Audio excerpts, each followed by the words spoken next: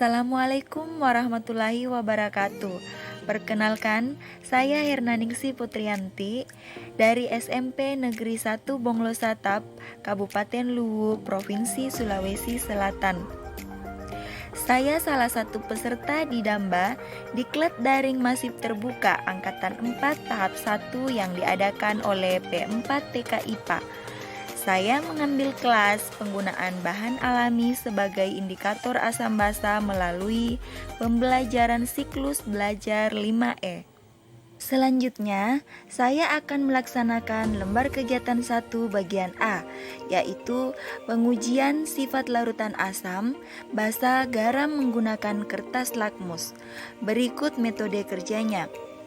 Adapun alat dan bahan yang digunakan yaitu pada alat ada plat tetes, tabung reaksi, dan pipet tetes.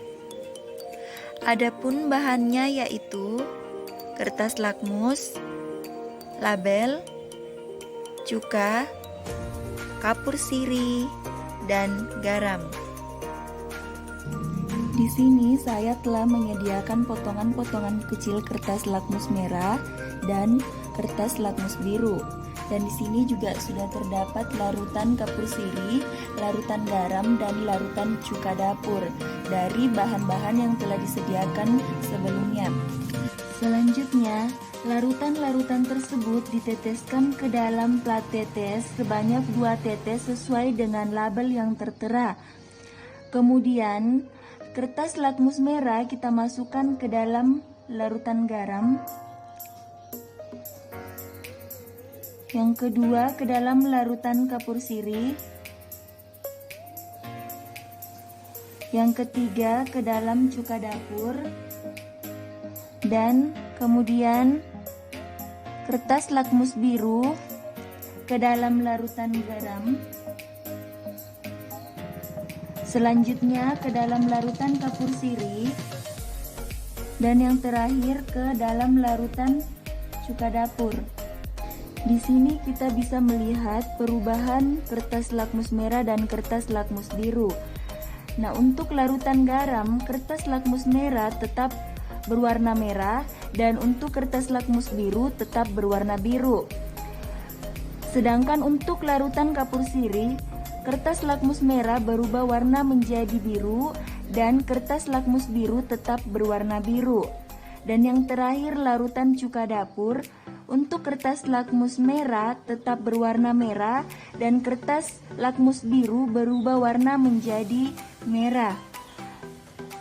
Sehingga dapat disimpulkan dari hasil pengamatan yang telah dilakukan, larutan garam bersifat netral karena tidak mengubah kertas lakmus dan larutan kapur sirih bersifat basa karena mengubah kertas merah menjadi biru, sedangkan larutan cuka bersifat asam karena mengubah kertas biru menjadi merah. Selanjutnya, kita ke lembar kegiatan 1 bagian B, yaitu pengujian sifat asam basa berbagai bahan kehidupan sehari-hari menggunakan kertas lakmus.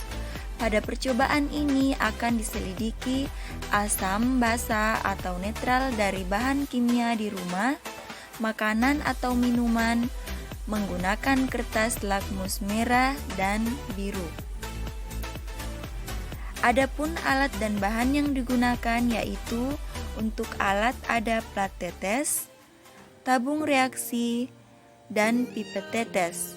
Adapun bahan yang digunakan yaitu kapur sirih, label, sabun, garam, cuka dapur, soda kue, yogurt, anti nyamuk, jeruk nipis, kapur barus, obat ma, kapur sirih, gula putih, dan minyak goreng.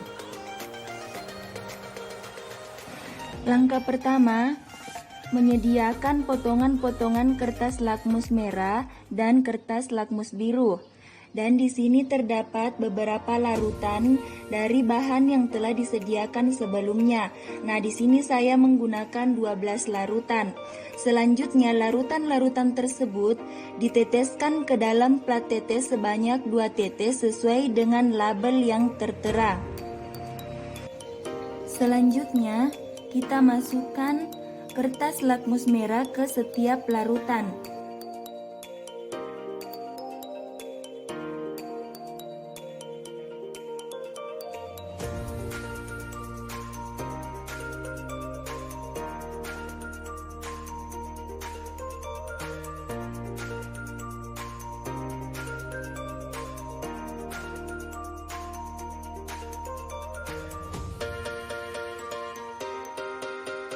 Selanjutnya, lakmus biru.